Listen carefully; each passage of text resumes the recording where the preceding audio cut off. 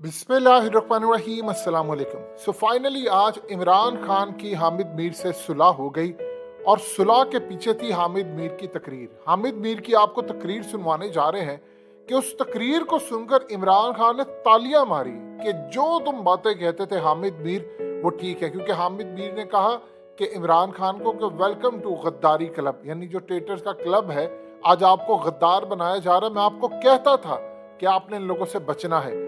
अब आप देख लें कि वही सूरत हाल है। उन्होंने बताया कि किस तरह इमरान खान के दौर में इनसे कानून पास करवाए जा रहे थे। ये इतनी अजीबोगरीब तकरीर है कि आप सुनकर हैरान होंगे कि इमरान खान कितने बेबस वजीर आजम थे। इस तकरीर के बाद इमरान खान ने तालियां मारी और हामिद मीर से क्या सुलह हुई ये तो आपको सुनवाते हैं, लेकिन राना ज़ीर ने यहाँ पर बात की। उन्होंने कहा मैं सेमिनार जब ये करने के लिए आ रहा था तो मुझे कॉल आती है अननोन नंबर से और कॉल करके मुझे कहते हैं कि आप ये क्यों सेमिनार करवा रहे हैं, क्यों इमरान खान को बुलाया जा रहा है। यानी आप अंदाजा कर लें कि पाकिस्तान के अंदर क्या सूरत हाल है। बाकी आप जरा ये तकरीर देखिए और हामिद मीर और इमरान खान की सुलह कैसे हुई है और इमरान खान ने तालियां क्यों मारी और साथ वो कहते रहे कि हामिद तुम सही कहते थे। मुझे ही नहीं समझ आ सकी इनकी, लेकिन अब मुझे समझ आ गई है कि असल में कहानी क्या थी और हुआ क्या। जरा तकरीर देखिए। हमारे दोस्त जनाब शुएब शाहीन साहब ने बड़ी ज़बरदस्त बातें की हैं। इन्होंने लॉयर्स मूवमेंट याद दिलाई हमें 2007 में, जब पाबंदियां थी और हम सड़कों पे प्रोग्राम करते थे और इमरान खान साहब भी आते थे और मुस्लिम लीग नून के लोग भी आते थे और भी सारे लोग आते थे। लेकिन हमारा ख्याल था कि लॉयर्स मूवमेंट जो है उसके नतीजे में पाकिस्तान में जो कानून की बालादस्ती का जो तस्वर है, ये तस्वुर जो है ये मजबूत होगा, लेकिन ये तस्वुर जो है ये मजबूत नहीं हुआ। ये मैं बड़ी बदकिस्मती से ये बात करूंगा, जो फ्रूट है ना, जो फल है स्ट्रगल का, वो नहीं मिला। और इसीलिए फिर उसके बाद हमें खुद अदालतों में जाके और कहना पड़ा कि ये जो हमारे मीडिया में जो कुछ हो रहा है इसको बंद करें। मैंने 2012 में सुप्रीम कोर्ट में पिटीशन फाइल की कि ये जो इंफॉर्मेशन मिनिस्ट्री का सीक्रेट फंड है इसको आप बंद करें, क्योंकि ये जो सीक्रेट फंड है इससे सहाफियों को रिश्वत तकसीम की जाती है। उसको पीपल्स पार्टी की गवर्नमेंट थी। अनफॉर्चुनेटली पीपल्स पार्टी की गवर्नमेंट ने बड़ी मुखालफत की हमारी, लेकिन हमने कहा कि ये गलत बात है। और उसके बाद फिर बहुत से और इश्यूज थे, जिसके बाद हमें गद्दारी के इल्ज़ामात लगने शुरू हो गए, हमले हो गए। तो आज आपको भी गद्दार कहा जा रहा है, आपको भी गद्दारी के मुकदमात में मुलव्वस करने की धमकियां दी जा रही हैं। तो हमने तो भाई हमेशा से ये जो गद्दार का टैग लगाने वाले लोग हैं और गद्दारी के सर्टिफिकेट तकसीम करने वाले लोग हैं, हमने तो उनकी हमेशा से मुखालफत की है। अब आप भी इसकी जद में आ रहे हैं तो welcome to the traitors club. हम आपको खुश आमदेद कहते हैं गद्दारों के क्लब में। उसकी वजह यह है कि मैं ज़ाती तौर पे हमेशा ये कहता हूँ कि अगर कोई मुझे गद्दार कहता है तो 100 दफ़ा कहे कि मेरे लिए फ़ख्र की बात है। हाँ, अगर कोई आपको पैट्रियट कहता है तो फिर आप ज़रा मशकूक हैं, क्योंकि फिर पीपल्स पार्टी पैट्रियट बनी थी ना, पता ना आपको। तो मुस्लिम लीग के अंदर भी जो ग्रुप बने थे कायदे आज़म के नाम पे, पता है ना आपको किस तरह बनते हैं। बुरा ना बनाइएगा सरवर खान साहब। तो इसलिए अगर आपको कोई पैट्रियट कहता है तो फिर आप मशकूक हो जाते हैं। हाँ, कोई गद्दार कहता है इसका मतलब है कि यार ये बंदा जो है ना ये उस रास्ते पे चल रहा है जिस पे फातिमा जना चली थी।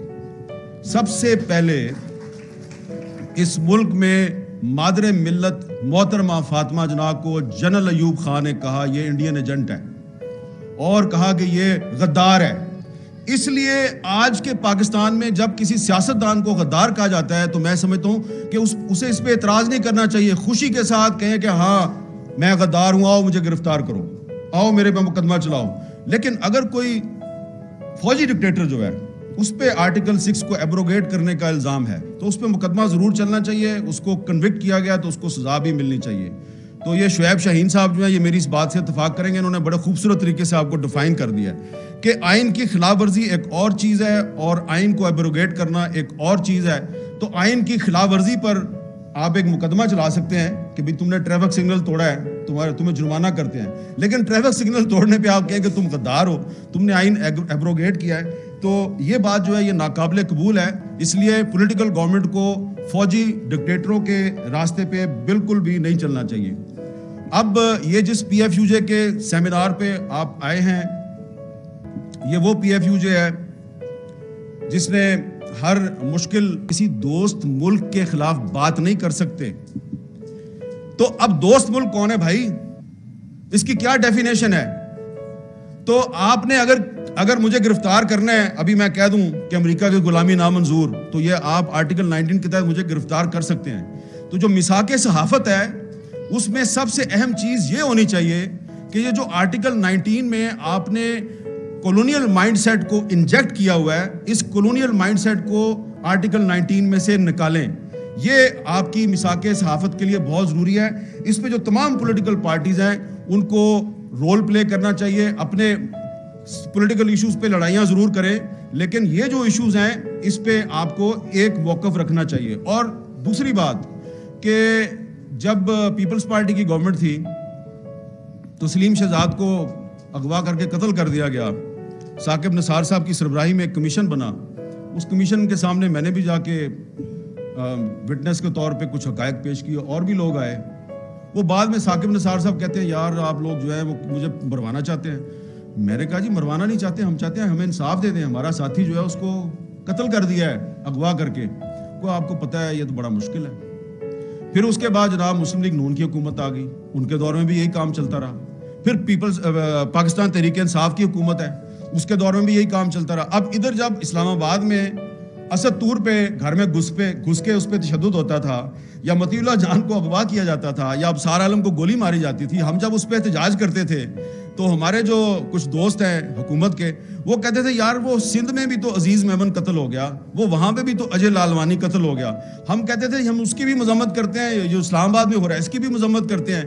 تو آپ کو سٹینڈ تو لیں، سٹینڈ کسی نے نہیں لیا۔ لیکن I must pay tribute and my salute to doctor Shireen Mazari. Ultimately تو وہ ڈاکٹر شیریں مزاری نے بھی یہ کریڈٹ خان صاحب کو دے دینا ہے، لیکن انہوں نے کچھ ایشوز پہ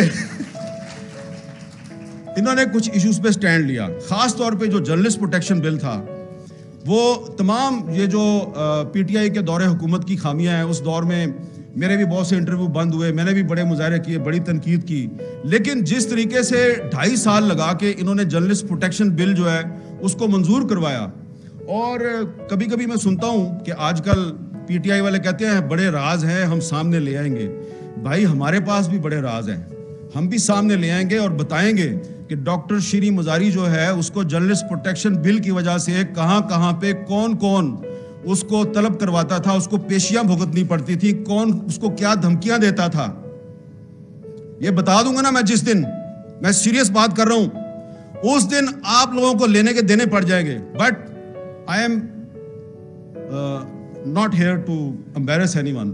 میں آپ کو اس پہ شاباش دینا چاہتا ہوں کہ آپ نے وہ جرنلسٹ پروٹیکشن بل منظور کروایا۔ اتنی مشکل زگ زیگ میں سے نکل کے فروغ نسیم نے پوری کوشش کی کہ یہ بل منظور نہ ہو، لیکن پھر بھی وہ بل منظور ہو گیا، اور اس کا کریڈٹ جو ہے وہ مینلی ڈاکٹر شیریں مزاری کو جاتا ہے، اور پھر بعد میں آپ تحریک انصاف کو بھی اس کا کریڈٹ دے دیں۔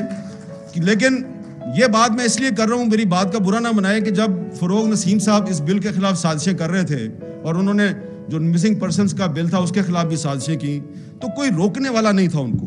یہ بڑا پرابلم ہے کہ آپ اس کو روک نہیں رہے تھے، اور مجھے پتا ہے کہ مجھے کہاں سے پریشر آتا تھا کہ یار یہ تم کیوں یہ شیریں مزاری کے بل کو لیے پھر رہے ہو۔ جب اس کو پی ایف یو جے نے سپورٹ کر دیا، اور اس کو human rights commission of Pakistan نے سپورٹ کر دیا، اور مجھے آئی رحمان مرحوم نے کہا، میں نے جب ان کو جا کے اس کا ڈرافٹ رکھا تو آئی رحمان صاحب نے کہا حامد یہ بل منظور ہو جائے گا؟ میں نے کہا سر ہو جائے گا۔ اس نے کہا اس کا مطلب ہے میری ساری زندگی کی جو سٹرگل ہے وہ کامیاب رہی۔ وہ بل منظور ہو گیا، لیکن پھر کیا ہوا کہ پھر اس میں ایک کمیشن بننا تھا کہ کسی صحافی پہ جب حملہ ہوتا ہے تو وہ کمیشن جو ہے اس نے انکوائری کرنی تھی، اور اس کمیشن میں ورکنگ جرنلسٹ کی تعداد زیادہ تھی۔ اب وہ کمیشن اگر وہ کمیشن آج ہوتا تو یہ جو بہت سے صحافی ہمارے سامنے بیٹھے ہیں جن پہ آج کل مقدمات درج ہو رہے ہیں اور ان کو ہراسمنٹ کا سامنا ہے، تو وہ کمیشن ان کی انکوائری کر رہا ہوتا۔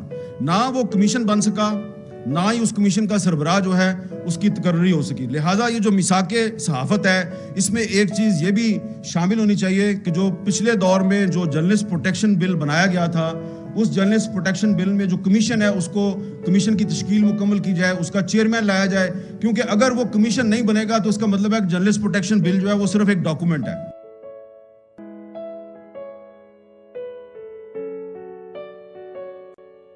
حقیقت ٹی وی کو سبسکرائب کرنا مت بھولیں، ویڈیو کو لائک کریں، شیئر کریں اور کمنٹ سیکشن میں اپنی رائے کا اظہار ضرور کریں۔